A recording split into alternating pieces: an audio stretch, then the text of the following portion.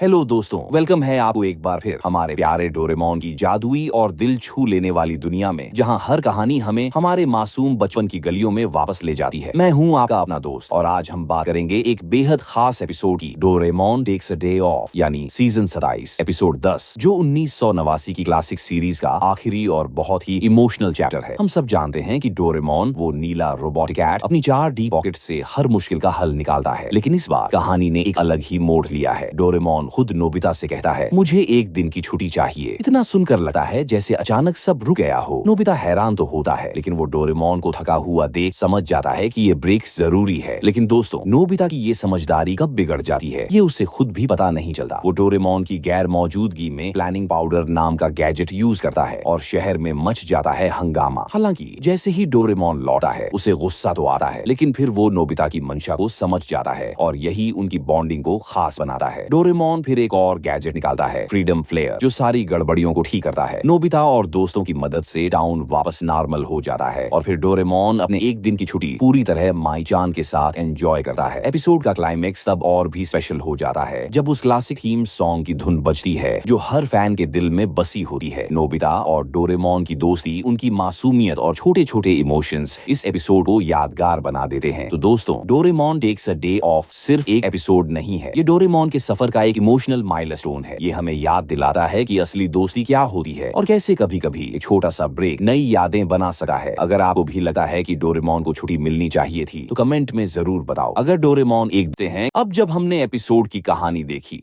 आइए थोड़ा गहराई में चलते हैं और समझते हैं कि ये एपिसोड डोरेमोन की सीरीज के लिए इतना खास क्यों है। 1. नोबिता और डोरेमोन की दोस्ती। एपिसोड का दिल नोबिता, जो अक्सर अपनी कमजोरियों और लापरवाह हरकतों के लिए जाना जाता है, इस एपिसोड में एक अलग ही शेड में दिखता है। वो डोरेमोन को ब्रेक देने की पूरी कोशिश करता है, यहां तक कि उसके बिना सब संभालने की कोशिश करता है, और यही चीज इस एपिसोड को दिल छू लेने वाला बना देती है। जब हम देखते हैं कि डोरेमोन को भी थकावट होती है, उसे भी मी टाइम चाहिए होता है, तो ये हमें रियल लाइफ में भी सोचने पर मजबूर करता है। क्या हम भी अपने आसपास के उन लोगों की थकान को नोटिस करते हैं जो हमेशा हमारी मदद करते हैं?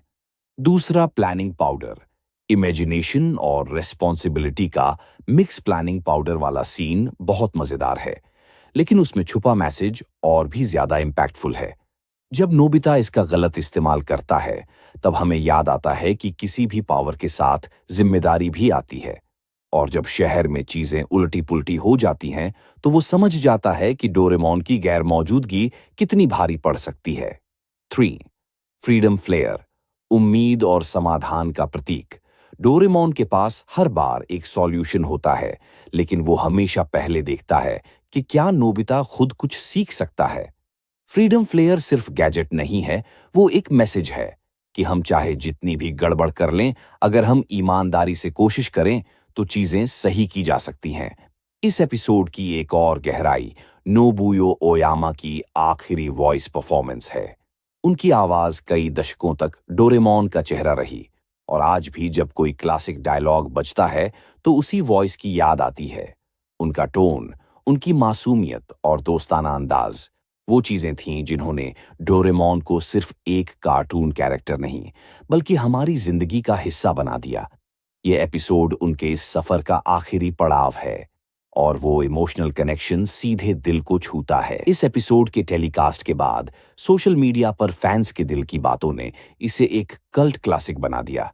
किसी ने कहा, ये एपिसोड देखकर मैं रो पड़ा, बचपन फिर से सामने आ गया। तो किसी ने लिखा, अब समझ आया कि डोरेमोन सिर्फ बच्चों के लिए नहीं, हर उस इंसान के लिए है जो दिल से बच्चा है। फैन आर्ट्स, थ्योरीज और रिएक्शन वीडियोस से ये साफ हो गया कि डोरेमोन सिर्फ एंटरटेनमेंट नहीं, बल्कि एक इमोशनल थ्रेड है जो हम सबको जोड़ता है। थ्योरी और डीप डाइव, क्या ये फेयरवेल था या नई शुरुआत? कुछ फैंस का मानना है कि इस एपिसोड को फेयरवेल की तरह नहीं देखना चाहिए, बल्कि इसे नई शुरुआत की तरह देखा जाना चाहिए, क्योंकि जब डोरेमोन वापस आता है, नोबिता की सोच बदल चुकी होती है, और वहीं से उनकी जर्नी एक नए स्तर पर पहुंचती है। क्या डोरेमोन की ये छुट्टी नोबिता के लिए एक टेस्ट थी? क्या ये एपिसोड हमें ये सिखाता है कि सही वक्त पर अकेले खड़े होना भी जरूरी है? 1989 की डोरेमोन सीरीज सिर्फ मजेदार एपिसोड्स की लड़ी नहीं थी, ये एक मैसेज थी। दोस्ती की ताकत, ईमानदारी का असर, गलतियों से सीखना और सबसे जरूरी, आशा कभी मत छोड़ो, Doraemon takes a day off. इन सारे पहलुओं का एक सिंपल लेकिन स्ट्रॉन्ग प्रेजेंटेशन है।